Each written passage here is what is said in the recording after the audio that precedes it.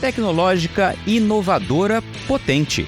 Uma história que nasceu há uma década e tornou-se gigante. Tá chegando a hora de uma das maiores e mais importantes feiras do agronegócio do país. É a Farm Show Mato Grosso, que em 2024 vai potencializar a produção com mais tecnologia. Serão 4 dias para você conhecer as últimas inovações em sementes, insumos, produtos biológicos, defensivos agrícolas, maquinários e veículos. Acompanhar uma programação especial de palestras técnicas e muito mais. Então, já agenda aí, de 12 a 15 de março, no Parque de Exposições de Primavera do Leste. Farm Show Mato Grosso. Realização: Sindicato Rural de Primavera do Leste. A força do produtor.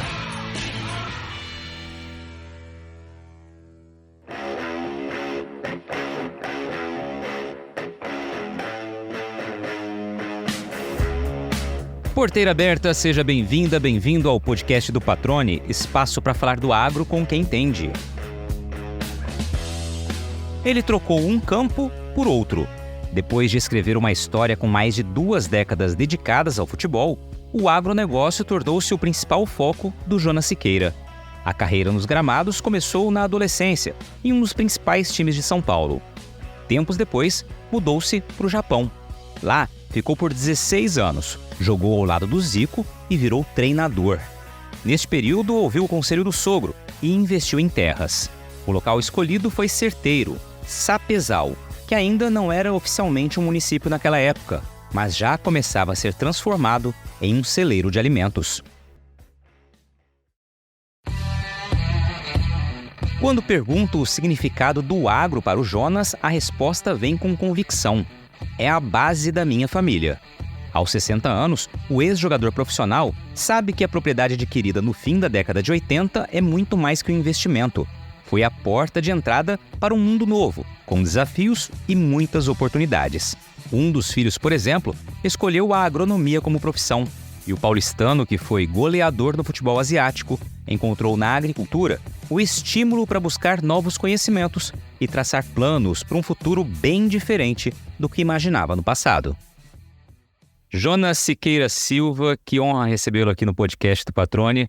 Já começo lhe agradecendo também aqui durante a nossa gravação por ter aceitado o convite de prontidão, né? Tenho certeza que vai ser um bate-papo muito interessante, afinal de contas, ouvir histórias, né, de pessoas que fazem o agro e que têm uma origem um pouco distante desse campo também é sempre muito bacana para quem está nos ouvindo. Seja bem-vindo ao podcast do Patrone. Como é que você está? Tudo bem? Bom, primeiramente tenho que agradecer, né, o convite, e é uma honra também estar participando e podendo estar trocando, né, informações e levando o que a gente tem de conhecimento para vários ouvintes, vários produtores rurais e o pessoal que aprecia, né, esse teu podcast, que é muito bem-vindo, né, e a gente tem boas informações, as pessoas elogiam bastante. Deus queira que esse seja mais um trabalho bem sucedido teu. Maravilha, certamente vai ser, afinal de contas estou com um craque aqui. E aí, Jonas, eu queria de início aqui, a gente sempre começa o programa, né, ouvindo quem está conosco aqui, um pouquinho da origem, né? Você me falava aqui nos bastidores que você é natural de São Paulo, capital, né? Como é que começa a tua história? Bom, eu sou nascido em São Paulo, capital, e morava na zona norte de São Paulo, como muitos ligado à ProSoja sabem, a origem é futebol. Eu fui jogador profissional de futebol, tive a minha carreira inicialmente no São Paulo Futebol Clube, né, aos 15 anos, onde eu pude ter uma experiência diferente, né, porque eu saí de casa aos 15 anos e fui morar no estádio do Morumbi. Então, lá eu treinava de manhã à tarde, à noite ia para a escola. Então, durante 5 anos foi a minha casa. Então, o estádio do Morumbi, para muitos, né, alguns chegam até o profissional e dá continuidade na carreira, outros ficam pelo caminho. E eu tive a grande sorte, né, e a grande luz aí, e tenho que agradecer muito a Deus por ter trilhado esse caminho e chegado a um ponto que muitos até não acreditam, né? Então eu fiz 5 anos de São Paulo, cheguei a ficar no banco profissional por 6, 7 vezes. Aí fui emprestado para o interior de São Paulo, para o Corinthians Presidente Prudente, em 1983. Eu entrei no São Paulo em 78, né? Em 83 fui emprestado, voltei para o São Paulo e teve meu segundo empréstimo para Toledo, onde eu estou hoje, né? No Paraná. Aí aqui eu disputei 2 campeonatos paranaenses, foi onde eu conheci a minha esposa, né? Bom, já estava muito diferente, né? Um paulistano, já caminhando muito, com pouca idade, então vim para Toledo, fiquei 2 anos, aí veio a grande sorte, né? Eu fui negociado, fui contratado para a equipe do Japão, e aí a minha vida realmente mudou, sabe? Aí a gente teve a oportunidade de conhecer outro país, conhecer outra cultura, né? E isso também possibilitou eu ter essa grande oportunidade também de investimento, né? Foi aí que eu investi no agronegócio em 1989. Então, eu fui para o Japão em 86, 87, retornei para o Brasil o primeiro ano, casei em 87, aí fui com a esposa para lá, ficamos 88, 89, 89 retornamos de férias, foi quando o meu sogro me possibilitou, ofertou aí um pedaço de terra no município de Sapezal, no Mato Grosso. E aí a coisa, graças a Deus, hoje, graças a isso tudo, nós estamos conversando, né, Luiz?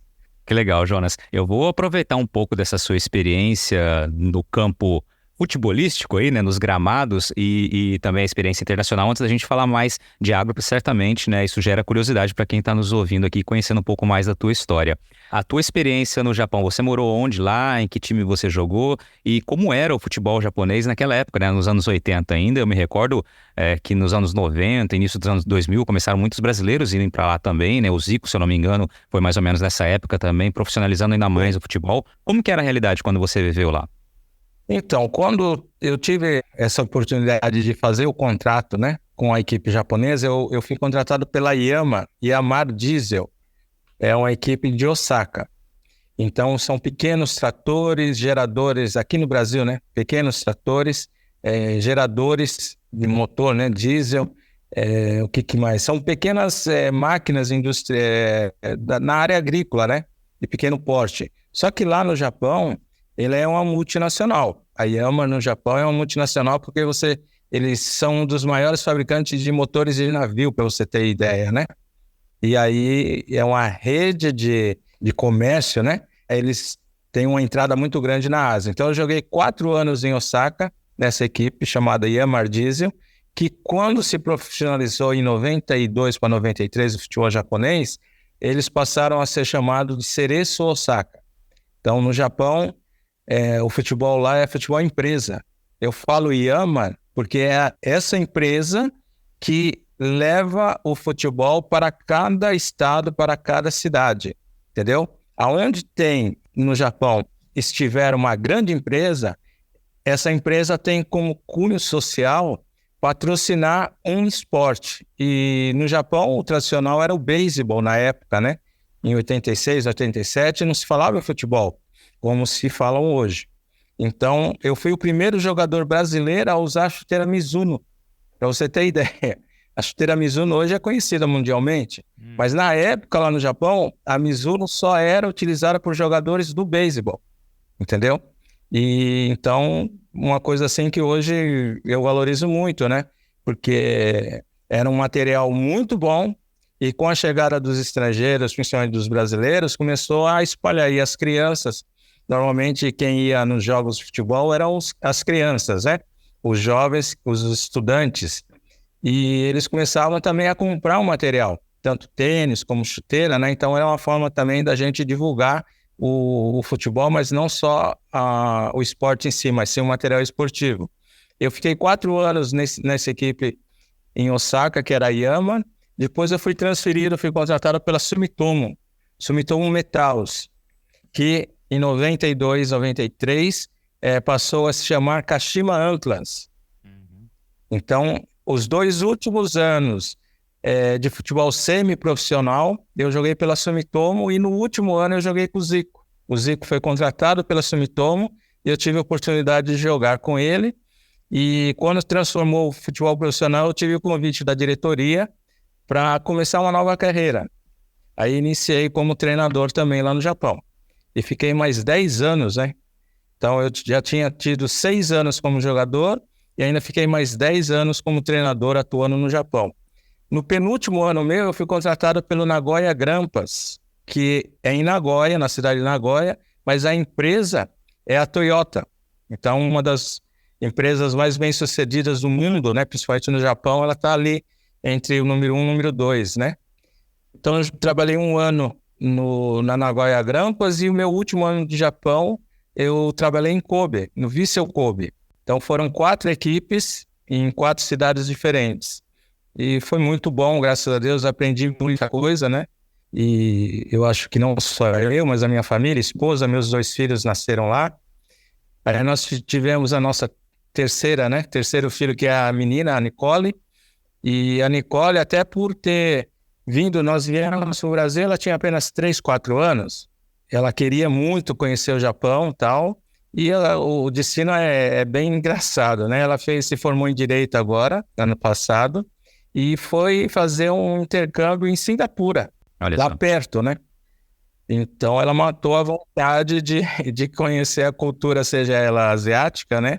É bem próxima do Japão e a gente ficou bem feliz por isso também. Além disso, eu tive a oportunidade também de ser contratado pela equipe chamada de Dnipro, FC de Dnipro, da Ucrânia. Então trabalhei um ano na Ucrânia como diretor técnico das categorias de base. Então, o futebol, assim, me deu, graças a Deus, muita coisa, né? A gente está bem satisfeito com o que Deus proporcionou para mim, com a minha família, né? E foi uma experiência muito boa. A temporada de feiras está começando e de 9 a 12 de abril, o compromisso é no Chapadão Mato Grossense. Estamos falando da 15ª edição da Pareci Superagro, em Campo Novo do Parecis, uma das feiras mais tradicionais do estado e que já virou sinônimo de tecnologia de ponta e excelentes negócios para toda a cadeia do agro.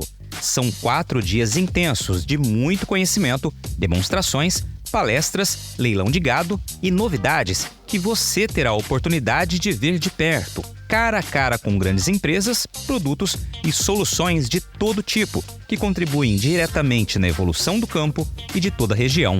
É a Pareci Superagro em Campo Novo do Parecis, de 9 a 12 de abril, no Parque Odenir Hortolã. Já coloque na agenda e prepare seu networking. Pareci Superagro, uma realização do Sindicato Rural de Campo Novo do Parecis.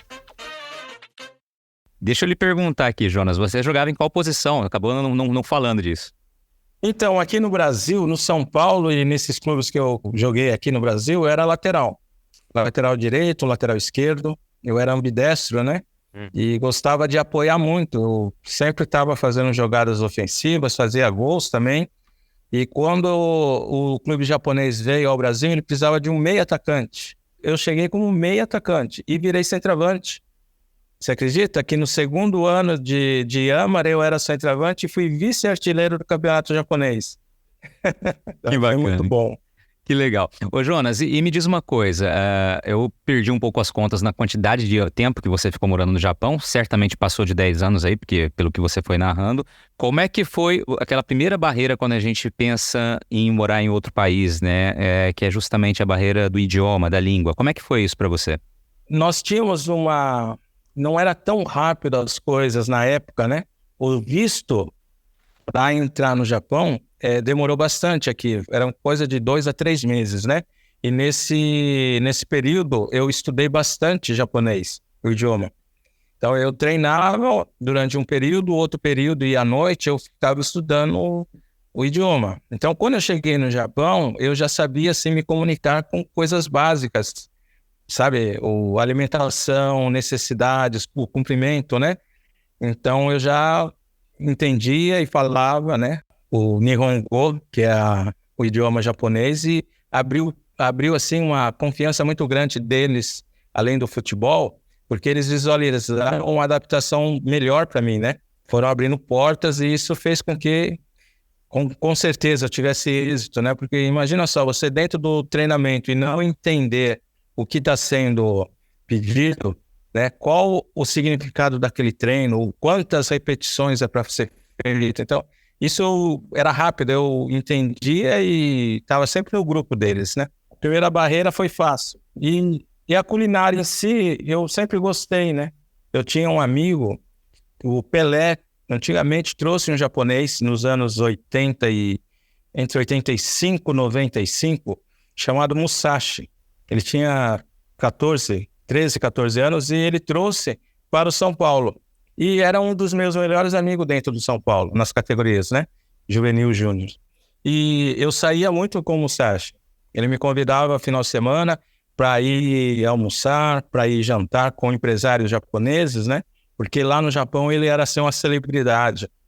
E meio que paralelo ao futebol, eu tinha essa relação já com os japoneses, né? E no final deu tudo certo, né? Que maravilha, que maravilha. Antes da gente voltar agora para o campo da agricultura, uma curiosidade aqui, né? Como é que foi jogar com o Zico?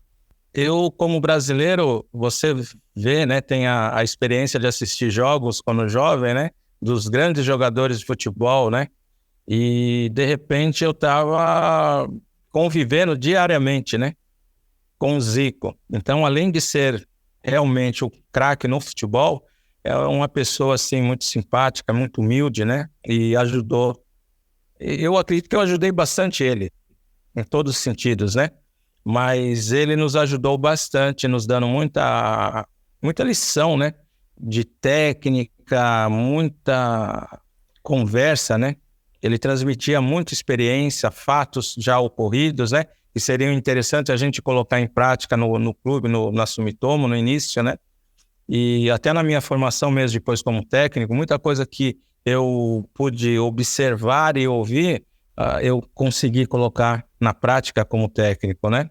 E agora, uma coisa que era muito difícil, cara, uma pressão muito grande, o fato de estar treinando do lado dele era uma pressão enorme, porque ele é perfeito, né? Pode dizer de 0 a 10, você pode dar nota 9,5 para ele. Ele dificilmente errava um domínio de bola, dificilmente errava um passe, um chute, um drible. Então, para você manter naquele nível, era complicado. Você tinha que fazer uma preparação psicológica muito grande para entrar nesse ambiente do lado dele e se sentir grande, entendeu? Para mim foi muito bom ter tido essa experiência. Poucos jogadores tiveram, né? Você pode pensar que quantos jogadores existiram até hoje, mas quantos craques nós tivemos no futebol. E você ter a oportunidade de estar... Eu convivi com o Zico como jogador 2 anos e como técnico foram de 9 a 10 anos, né? Eu absorvi bastante coisa boa. Ô Jonas, e aí vamos então para o campo agrícola, né? Então você disse que viu como uma oportunidade de investimento, né, por meio do seu sogro, então adquiriu um pedaço de terra já em Sapezal. Mas eu queria saber de ti, qual a tua primeira imagem de campo, teu primeiro contato de fato com a área rural? Foi nesse momento, nessa oportunidade? Teve alguma outra experiência no passado de estar numa lavoura? Enfim, como que você teve esse primeiro contato com o campo? Eu sou de São Paulo, capital, mas a minha mãe era de Pindamonhangaba, no interior de São Paulo.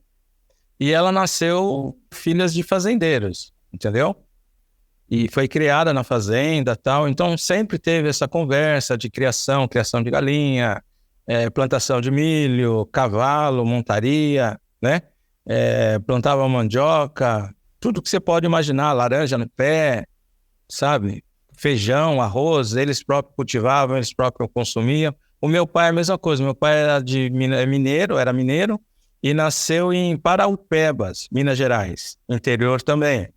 E veio do mesmo ramo, porque eles, na época, ele fala muito, né?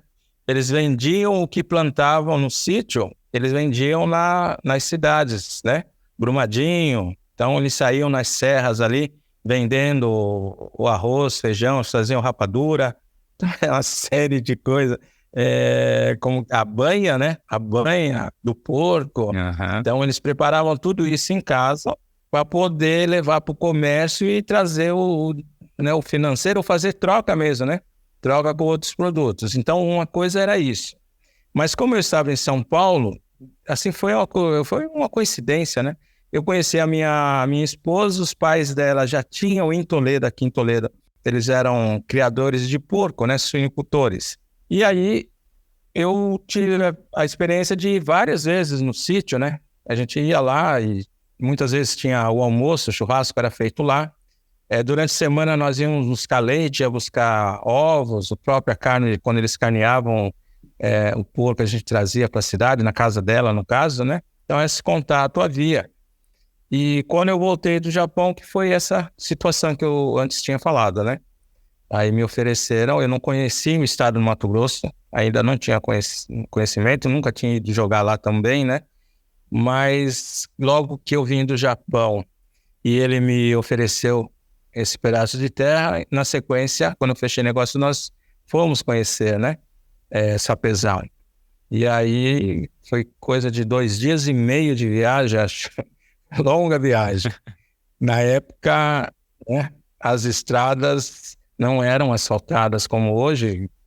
70%, eu acredito, do trajeto total era terra, né? Era estrada de chão, né? E eu lembro que de Tangará da Serra até Sapezal, nós saímos de manhã de Tangará e chegamos no Sapezal final de tarde, começo de noite. E hoje em 3 horas, 2 horas e meia, você faz esse trajeto, né? Exatamente. E aí, qual foi a tua primeira impressão de Mato Grosso quando você viu? Além dessa distância e dessa dificuldade logística, né, que é tão característica, especialmente, né, no passado, mas a gente ainda enfrenta alguns dilemas, alguns problemas em algumas regiões aqui do estado. Então, eu de verdade, a gente não tinha ideia, né, do terreno plano, né? Terreno tão plano, e na época já tinha umas certas áreas abertas já, né? O cerrado já, quando você abre ele, você vê aquela linha reta, né? Você não vê horizonte. Isso daí chamava muita atenção, né? Que era uma área muito grande para quem está convivendo só em cidades, né? Em São Paulo e próprio aqui no Paraná, as cidades já têm, que não quer a população maior, né? E você vê aquele campo aberto, né? E o próprio cerrado, quando a área era fechada, né? Você ficava imaginando o que havia ali dentro dessa mata, né? Porque era muito mato, impossível de você adentrar, no caso, né?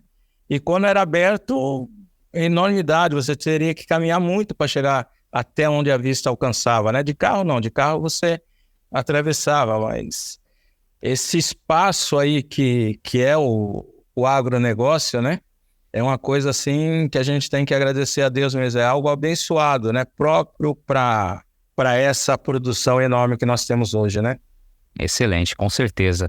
E essa é a primeira impressão, né? E que realmente fica, é um estado abençoado aqui, né? Todo mundo que vem para cá fala isso, né? É um estado que nasceu realmente com essa vocação de produzir, né? Foi só domesticar o cerrado, como dizem, né? Para que de fato a gente conseguisse ter os resultados, né? Com tamanha excelência na produção agrícola reconhecido mundialmente.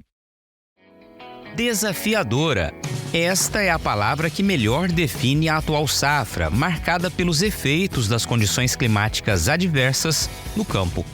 Você, produtor, sabe que para superar grandes desafios é fundamental contar com uma empresa que ofereça sementes de alta qualidade, além de soluções inteligentes e completas que vão transformar os seus resultados na próxima safra. No novo portfólio da Agrosol Sementes, você encontra variedades selecionadas, mais vigor, mais germinação, tecnologia e qualidade.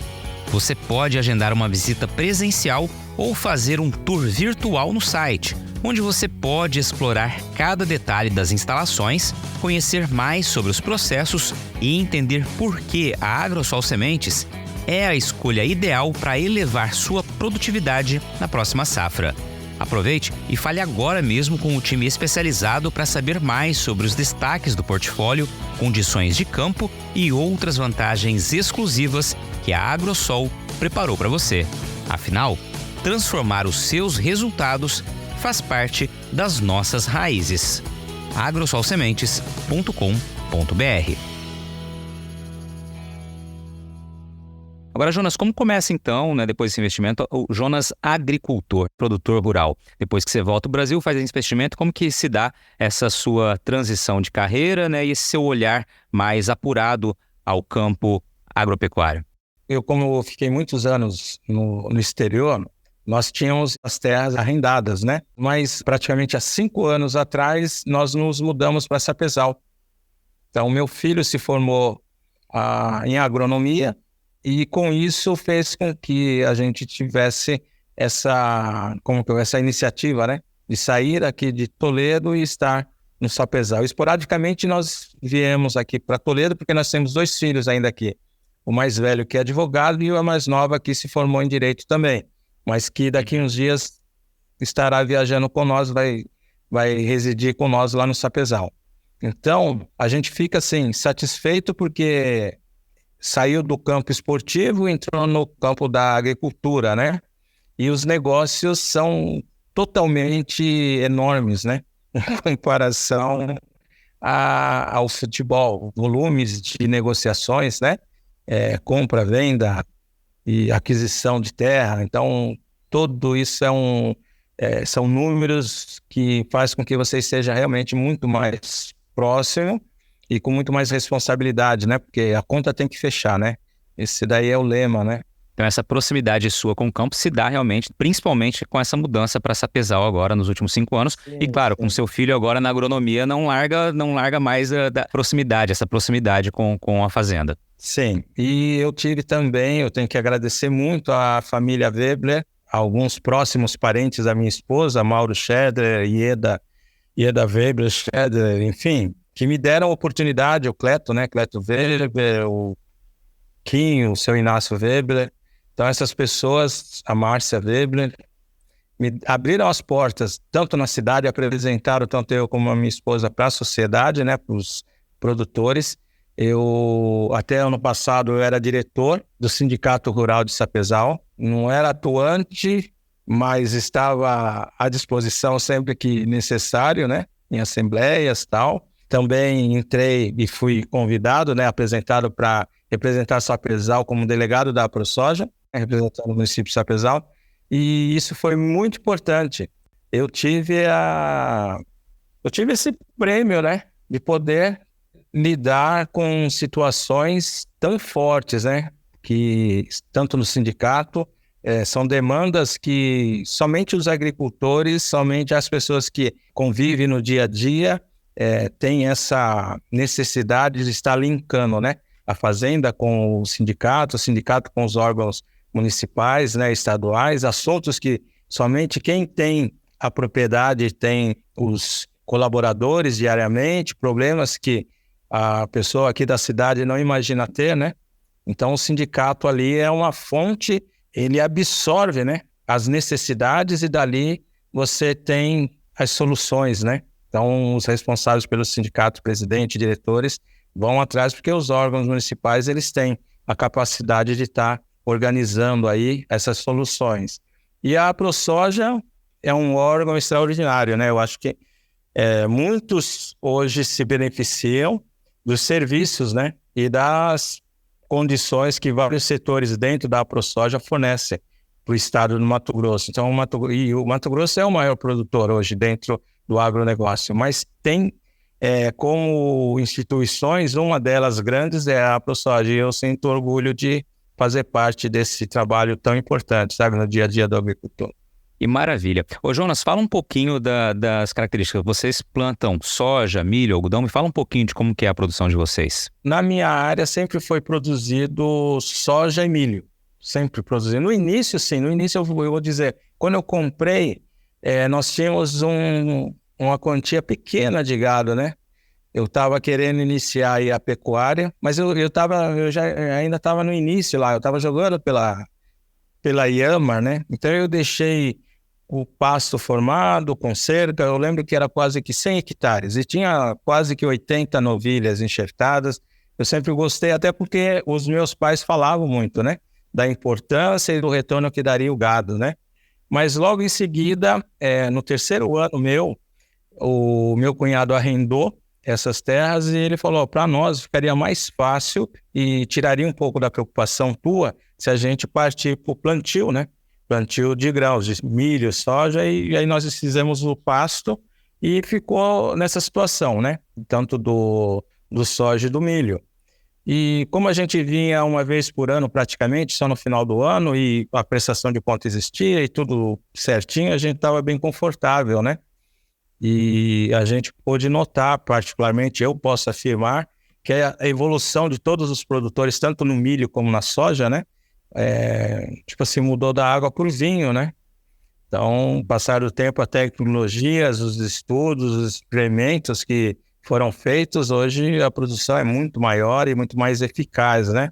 Com isso tudo, o próprio preço, né, do produto aumentou e isso foi bom também, porque incentivou muitos, né, a sempre melhorar, né? E eu acredito que é um caminho que não tem volta, mesmo nós passando hoje por um processo meio turbulento, né? Em termos de político, em termos de economia, principalmente no setor esse ano passado foi complicado, né? Por causa da feira, por causa do clima, mas eu acredito que com a experiência que todos têm, né, de vários anos, ainda vai novamente entrar no eixo tudo e com certeza a evolução vai ser contínua. Eu acredito que vai dar certo ainda. Legal, Jonas. Deixa eu só para ficar claro aqui para quem ainda nos ouvindo. Então, vocês são proprietários da terra, você é proprietário da terra, mas a renda, né, como você disse, para o seu cunhado. Antigamente nós fazíamos tipo arrendamento. Hoje nós fazemos o modelo parceria e estamos até hoje, na realidade, fazendo uma alteração. Sai um grupo antigo, né, que eram os parentes, hoje entra um grupo diferente. Então, antes nós plantávamos lá na nossa área milho e soja, dessa vez estamos alterando para soja e algodão. Então as coisas, graças a Deus, estão andando bem melhor. Tem planos futuros de você, Jonas, né, agora com o filho agrônomo também começar a plantar? Então, isso de verdade existe, né? Então essa parceria que até hoje nós tivemos fez com que o meu filho despertasse para ser um profissional. Então, é um agrônomo. Então, são coisas particulares que nós temos, são planos, são sonhos dele, né? Futuramente, quem sabe, nós estaremos aí adquirindo mais uma área e estaríamos plantando. Hoje, a parceria faz com que a gente foi criado já, né? Uma certa confiança, e mais do que nunca ele, sendo profissional do setor, e eu tendo a experiência há tanto tempo fazendo o que nós achávamos e achamos, né, que é uma coisa que pode dar um retorno muito grande. Futuramente, eu praticamente hoje estou com 60 anos, então com certeza os meus filhos estarão fazendo a outra etapa, né? Porque nós já temos uma pessoa já definida para ser o responsável, né? Então, hoje, como eu ia falar, nós temos um outro parceiro, né? Então, esse outro parceiro plantará para nós lá soja e algodão, entendeu? E dessa forma, nós damos mais um passo à frente para entender o negócio e mais do que nunca ele, que já está dentro dessa função diária, né? Em uma empresa, em uma fazenda, que é o Grupo Weber, com certeza ele estará apto, né? A estar tomando decisões, e aí eu vou observar com mais calma, né? Eu não vou ter tanta preocupação. Maravilha. Você deixou aí explícito, então, que o seu filho está trabalhando, né? Ele se formou como agrônomo e está trabalhando lá com o grupo, né? Tá aprendendo também na prática, né? Além da teoria, né? Ele já há 4 anos já está na atividade, já tem as responsabilidades dele dentro do grupo onde ele trabalha, né? E está satisfeito, é uma pessoa, assim, muito competente, gosta do que faz, entendeu? E graças a Deus a gente tem orgulho dos filhos, porque eles sabem muito bem o quanto eu e a esposa, o quanto nós tivemos de obstáculos, né?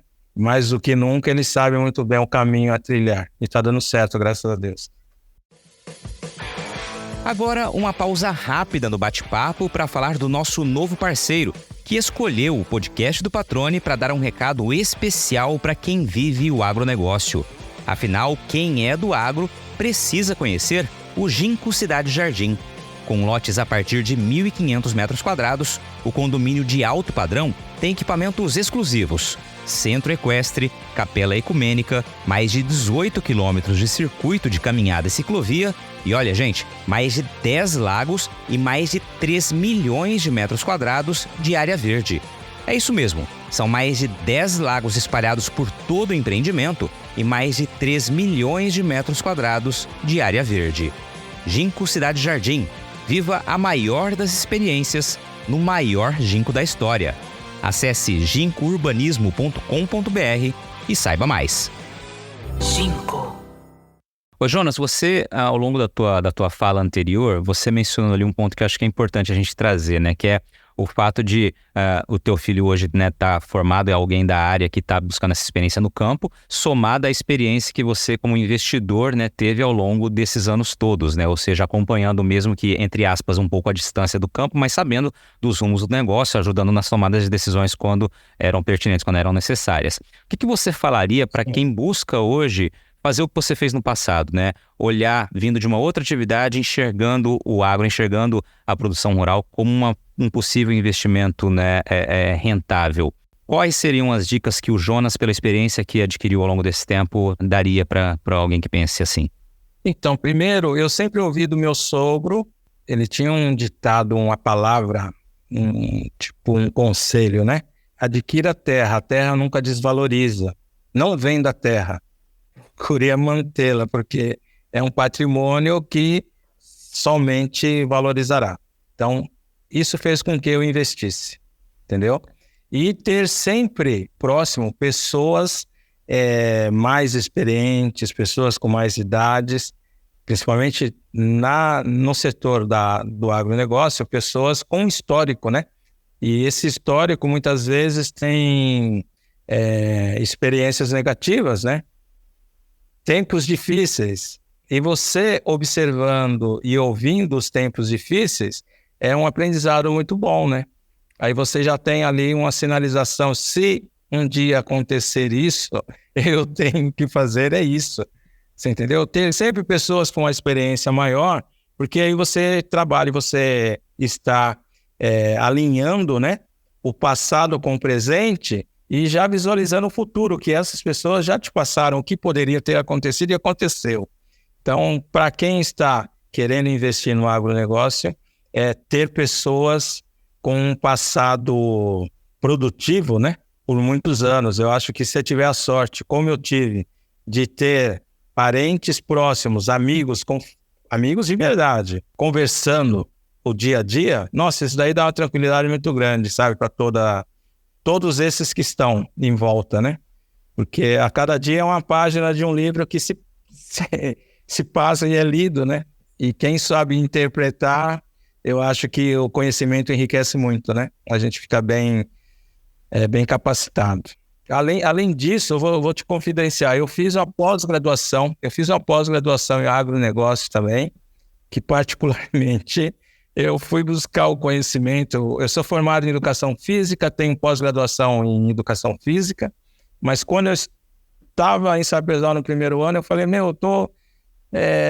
já estou aqui, então deixa eu entrar mais a fundo para entender melhor, né? E fiz uma pós-graduação. E aí você ouvindo essas pessoas que tiveram tantas experiências, eu acho que me deu muita confiança, sabe, para estar no meio. Valeu a pena. Legal, acho que você trouxe alguns pontos muito interessantes na tua resposta, que eu acho que vale a pena destacar aqui.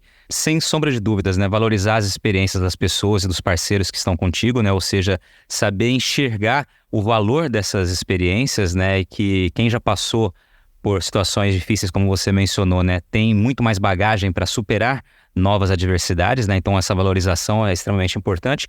A busca pelo conhecimento sempre, né? Como você bem relatou aqui, né? Buscar entender do negócio, né? E não ser um aventureiro, entre aspas, né? Um termo que se usa muito, então buscar entender do negócio. E aí você destacou o ponto de vir atrás dessa formação pessoal, ou seja, ter humildade para falar, não, eu estou aqui, agora é hora de eu buscar ajuda profissional, de eu estudar realmente para conhecer ainda mais desse negócio que está fazendo parte da minha vida, né? Acho que são 3 pontos muito legais que você destacou aí, se eu não estiver enganado. Sim, sim. E para finalizar, para completar esse tripé, né, de conceitos e suportes, você ter um bom suporte, né, de uma empresa que te dê esse controle administrativo, né? Eu acho que a contabilidade aí, ter profissionais capacitados, né? No caso nosso, nós temos os nossos filhos, né?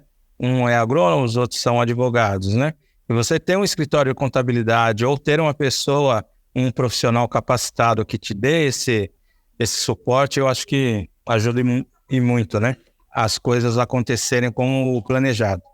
Maravilha, Jonas. Jonas, o que significa o agronegócio para você hoje, com esse tempo de investimento, com o olhar que você tem hoje, vivendo, na verdade, numa cidade agro? O que representa o agro para você? Primeiramente, é a base, né? A base da minha família, né? Nós temos essa propriedade e ser um produtor rural, além de dar uma segurança, ele é um orgulho, né? É uma coisa que eu vou com certeza transferir para os meus filhos com certeza transferirão para os netos, né? Posso dizer assim, literalmente, é a bênção de Deus, né? E bendito é o Brasil de ter um agronegócio tão iluminado, né? Porque eu vivi num país onde nevava, em 2 países, né? Tanto o Japão como a Ucrânia, onde o clima era realmente tanto muito quente como muito frio. Lá tinha no Japão tufão, furacão, tremor de terra, tsunami. Então, fenômenos da natureza que deixa esse equilíbrio, né? Equilíbrio para a produção meio assim prejudicado, né? E a Ucrânia é um dos lugares mais frios, né? Da Europa, mas também tem o solo mais rico, é o da Ucrânia. Na Europa, o solo mais rico é da Ucrânia. Mas aqui o Brasil não tem esses fenômenos, né? E na região no Mato Grosso, principalmente, onde chove-se bem, onde você tem uma certeza que no verão a estação inicia e terminará mais ou menos nessa época. A gente não pode, apostar taxativamente, mas com certeza isso é mais equilibrado que em outros países, né?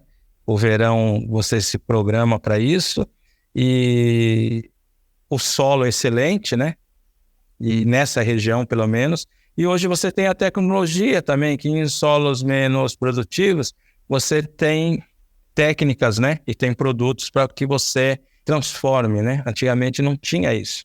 E nos países onde eu morei, impossível talvez ter essas possibilidades, mesmo tendo muita tecnologia, isso não coincide com o clima, né? Então é muito curto os períodos lá, né?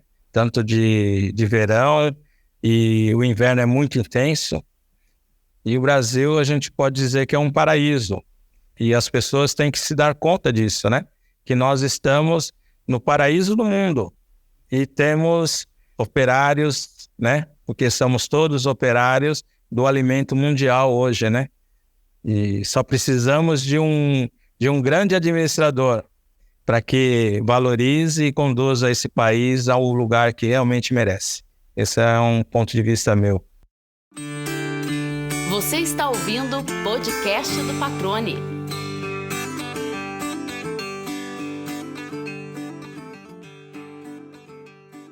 Maravilha. Estamos caminhando para a reta final aqui, Jonas. Eu queria trazer mais 2 perguntas antes da derradeira aqui. Primeiramente, né, uma clássica aqui, certamente você já deve ter respondido algo assim, mas quais seriam as semelhanças que você identifica entre o campo agrícola e o campo do futebol, né? Entre essas 2 atividades que você tem essa experiência, né? Quais seriam as principais semelhanças, os pontos em comum? Bom, o resultado final, você tem que fazer gol, né? Isso daí, eu acho que a alegria do esporte, a alegria da produção é o final, né? Vendo o resultado final, eu acho que a gente fica satisfeito, né? Principalmente quando se acerta, né? Você no futebol, você tem estratégias, a gente tem treinamentos, tem estratégias, tem táticas, tem opções, né? Para fazer as trocas, atletas que podem entrar no período daquele jogo, daquela competição. E no campo da agricultura é a mesma coisa. Você tem o planejamento, você tem o seu programa, né, diário para distribuir as funções para os colaboradores, você tem os responsáveis por esses setores, que são os agrônomos, são nutricionistas, enfim, tem uma série de profissionais ali envolvidos. Mas todos caminham para que chega naquele dia ou naqueles dias que são colheita, de repente, que é o final, né? O resultado seja satisfatório. A conta tem que fechar, né? E seria bom se desse uma goleada, se conseguisse uma goleada com um grande lucro. Eu acho que é mais ou menos isso. A alegria de jogar o futebol e a alegria de iniciar uma plantação, uma safra, né? E saber que no final lá a gente pode conquistar muita coisa. E utilizando o coletivo, né? utilizando o coletivo, que são muitas pessoas envolvidas, como o futebol também não se ganha sozinho, né? Exatamente. Muito, muito boa resposta. A outra pergunta que eu quero fazer, você mencionou numa resposta anterior, né, o fato da experiência ali de entidade de classe, né? Ou seja, participou da diretoria do Sindicato Rural e trouxe alguns pontos ali muito legais também. E hoje você é um dos delegados da AproSoja aí na região de você. O que significa ser um delegado da AproSoja para você, né? A entidade que é a que maior representa os produtores de soja e milho, não apenas aqui em Mato Grosso, né? Mas ela é um corpo... a de Mato Grosso é a principal das AproSojas espalhadas pelo país, né? Um modelo realmente de entidade. Eu queria saber o que significa para você fazer parte, né, dessa entidade tão representativa. Então, é você pontuar e entender que a AproSoja tem setores de sustentabilidade, ela tem o setor de direito, né? Direito agrícola, ele tem a logística, né?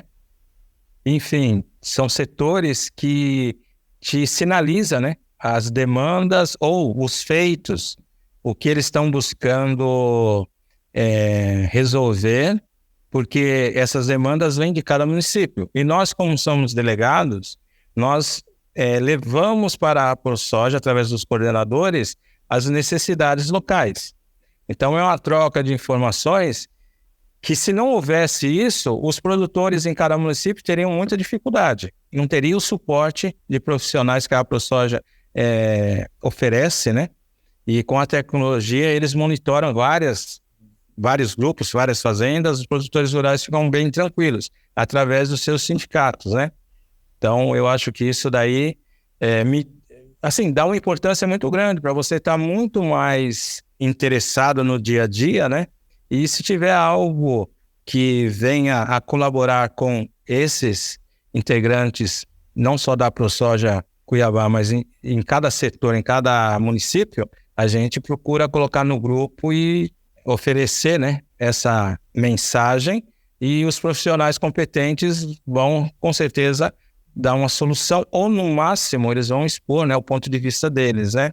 Quando surge alguma praga, alguma doença, quando surge um problema em um certo município, né, logo é linkado, conectado, e todos estão alertados para que se previnam, né, e não tenham na frente aí um prejuízo maior. Então, eu acho que ser delegado da AproSoja realmente é uma responsabilidade grande, entendeu? E a gente, com essas experiências, a gente tem uma visão muito mais ampla, né, do que somente na teoria. Eu acho que a teoria é algo que te respalda muito, mas você está no meio, como eu disse, você está com o seu entorno, com pessoas que tenham muitas experiências, a comunicação eu acho que é a chave do negócio, né? Isso favorece muito. Excelente. Jonas, a gente está caminhando para o fim aqui, e na última pergunta, na reta final aqui do episódio, a gente sempre tem uma tradição aqui, que é pedir para que o convidado, a convidada, quem está aqui conosco, me diga aquela pergunta que você até hoje na tua vida não teve a oportunidade de responder, né? Aquela pergunta que você gostaria que tivessem feito para você e que até hoje não fizeram. Acho que em relação ao Japão, se fosse eu poder escolher um outro país para eu ter jogado ou ter conhecido, qual seria? Eu acho que seria uma curiosidade. Nunca me perguntaram. Porque sempre quando eu falo que morei no Japão e morei na Ucrânia, eles falam, nossa, que legal. Mas tem lugares que eu gostaria de ter ido, né? Então vamos lá, que outro país você gostaria de ter conhecido além do Japão e da Ucrânia? Gostaria de ter jogado? Então, de verdade, eu gostaria de ter atuado nos Emirados Árabes, né? Porque é uma cultura totalmente diferente ainda em comparação com o Japão, né? E com a própria Europa, com a Ucrânia. E seria um desafio maior para mim, uma adaptação diferente, né? E com certeza eu tenho confiança que iria se sair bem. E, consequentemente, poderia estar adquirindo muito mais terras, né? Seria ainda muito bom. Maravilha. E todo desafio é uma experiência nova, né, Jonas? Quero te agradecer aqui pela participação, por ter dividido um pouco da tua história com a gente aqui. Desejo aí todo o sucesso, né, do mundo na tua nova empreitada, nesses novos anos aqui em Mato Grosso também, né, como delegado também da AproSoja, contribuindo aí para o fortalecimento cada vez maior, né, do nosso agro. Parabéns pela história e obrigado mais uma vez por ter dividido com a gente aqui um pouquinho. Bom, de coração eu agradeço a oportunidade, mais uma vez agradecendo aos amigos, a Ana, né? Ana Sampaio é uma pessoa que está na mesma luta que nós, é um profissional competente, né? Da comunicação, e agradeço a tua simpatia, a tua atenção e espero que você tenha muito sucesso, tá? De verdade. Muito obrigado pela oportunidade. E aí, gostou do bate-papo? Então dá aquela força e compartilha essa entrevista com os seus contatos. E olha, aproveita para mandar aquele feedback dizendo o que você está achando do podcast do Patrone. Pode criticar, elogiar, sugerir temas e pessoas para dividir boas histórias aqui nos próximos episódios. É só enviar uma mensagem lá no Instagram para @LuizPatrone que a gente troca uma ideia, viu? Então, gente, sucesso da porteira para dentro, força e fé da porteira para fora e vamos que vamos! Você ouviu o podcast do Patrone, agroinformação com quem entende.